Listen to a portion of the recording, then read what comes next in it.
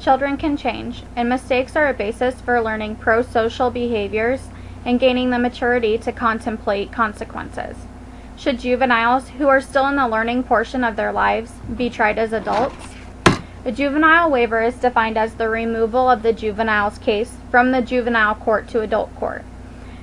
When a juvenile is moved to adult court, juveniles lose all protections, such as probable cause for searching a minor, right to a phone call, no right for bail, the right to counsel, the right of notice of charges, the right to confront and cross-examine witnesses, the privilege against self-incrimination, no right to a jury, and the right to have charges proved beyond a reasonable doubt. The biggest downside is that this will stay on the juvenile's permanent record and follow them around for the rest of their life.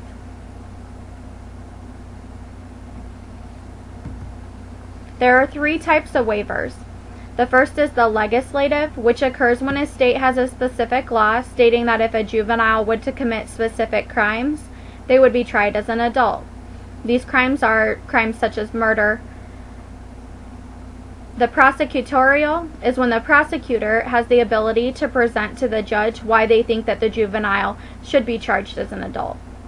And the last waiver is the judicial, which is the most commonly used waiver. This is used when a judge uses their discretionary authority to transfer juveniles to adult court. Within the creation of the juvenile justice system, many believed in a very philosophical approach. The beliefs were that a special court should be created for neglected, dependent, and delinquent children who are under the age of 16. The underlying philosophy was that rehabilitation was better than punishment, and there would be no stigma that would be attached to the child from the court parents, since all records and proceedings were confidential. The juveniles were kept separate from adults when incarcerated and placed in the same institution in order to avoid the corrupting influence of adult criminals on juveniles. And juvenile court proceedings were to be informal and not adversarial. The biggest approach of the juvenile justice system was that the philosophy was rehabilitative rather than punishable. Also, that the judge was a father figure to the juvenile rather than being a symbol of power of the state. The whole idea was to save the children.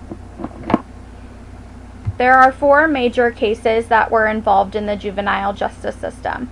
The first is the Kent v. United States. This is when the court was confronted about the fairness of the juvenile court processes. Morris Kent was 16 years old when he was arrested and charged with housebreaking, robbery, and rape. At the time of the conviction, he was already on probation, and after many appeals and claims into the Supreme Court, Kent was 21 years old. This case brought the constitutional rights of due process and fair treatment to juveniles into the picture, and afterwards they were taken more seriously.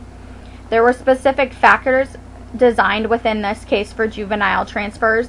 Those factors were the potential risk to the community, nature and severity of the crime, whether the offense was committed in an aggressive, violent, premeditated, or willful manner, whether it was against persons or property, the maturity and character of the juvenile, consideration of legal history of the juvenile, and the amenability to treatment and rehabilitation, and whether that would be a proper factor for the juvenile.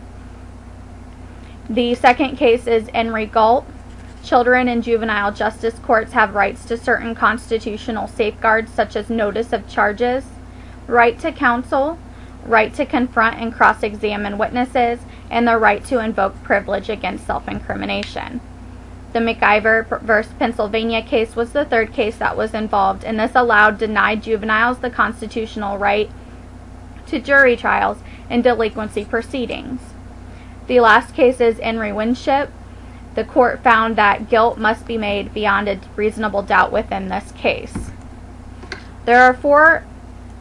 The analytical model of juvenile processing includes the decision to arrest or an order to appear in court, an intake decision to handle the case at intake or whether to process it further, the decision to remove the juvenile from their residence during processing, the decision to file a formal petition of delinquency or to waive the juvenile to adult court, and the decision to resolve the case through formal or informal probation or custody transfer.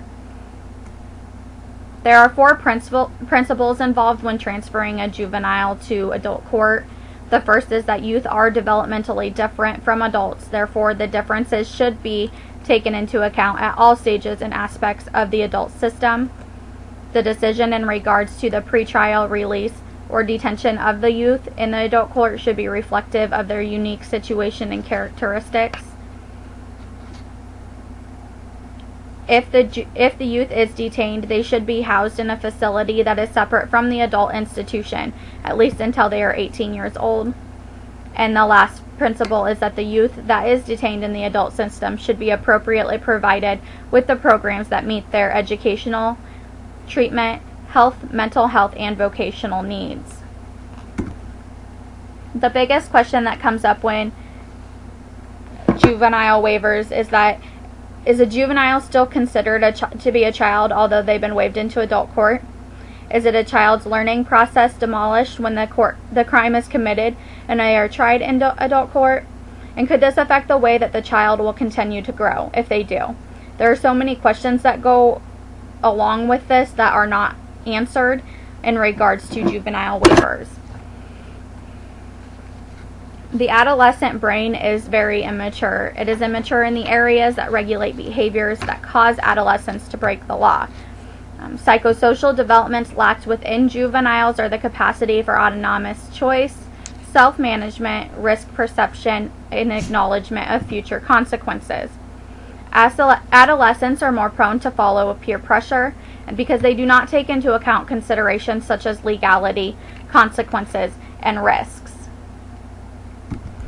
Juveniles have a desire to be accepted, which helps shape their bad decisions and behaviors. They're influenced by peers in regards to interacting with risk-taking and impulsivity to make bad decisions. Studies do show that individuals are more likely to commit crime in a group environment rather than individually.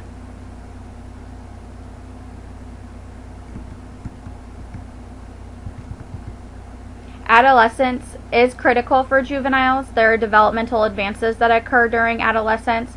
Those are psychological, physiological, as well as social. They interact and influence dynamic brain changes, and they can assist with more efficient and advanced cognitive processing. Brain improvements and cognitive control do not occur in a restricted manner, which results in adolescents' weakness to engage in impulsive and risk-taking behaviors. There are many consequences on juveniles who are transferred to adult court when it comes to their developmental and life afterwards. One of the biggest problems it can cause for a juvenile is the fact that whatever they are charged with is on their record permanently. So if the juvenile does have a chance of getting out of prison, it will be terribly difficult for them to find a place to live as well as finding a job. Another problem is that the stigma that will be constantly stuck to them. A child that is considered a juvenile is still in the learning stages of their life. They're constantly learning what their values are and who they are as a person at this point. Surrounding a juvenile who is still learning all of the important skills of life with adult criminals could only jeopardize the growth of a juvenile. Who's to say that surrounding them with these adults that they won't learn the lesson of right and wrong just like the justice system would hope that they would. The brain is not fully developed until early adulthood. The frontal lobes of the brain play a very important part when it comes to the functioning of reasoning, understanding others' reactions, controlling impulsivity, regulating emotions, understanding, processing, and communicating information, establishing, changing, and maintaining a mental set, and using knowledge to regulate behavior, as well as many other factors that are involved. When it comes to the brain of a juvenile, the prefrontal lobe within the frontal lobe is not completely developed during adolescence. This is actually the very last region of the brain that matures.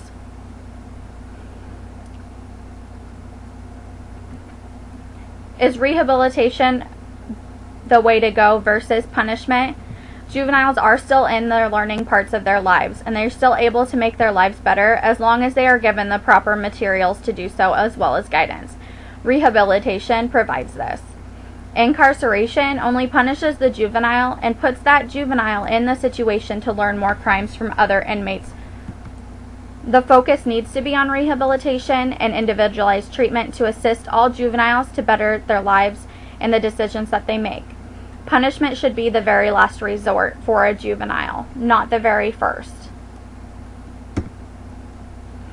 In order to make this change, we would need to eliminate all waivers, have the states adopt legislation that allows judges to determine in each single individual juvenile case whether rehabilitation or punishment is the way to go, and that the juvenile court judge should have the discretion to impose an adult sentence.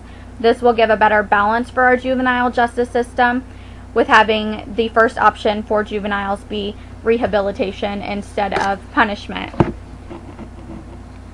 In conclusion, the philosophical belief of the juvenile justice system should be pushed more instead of incarcerating the juveniles with adult criminals.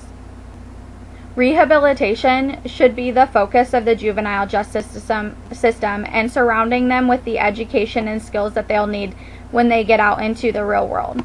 There should be more research about the effect of juveniles in adult court when it comes to their development.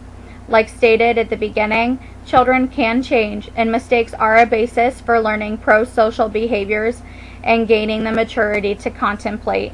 This should be the basis for the juvenile justice system.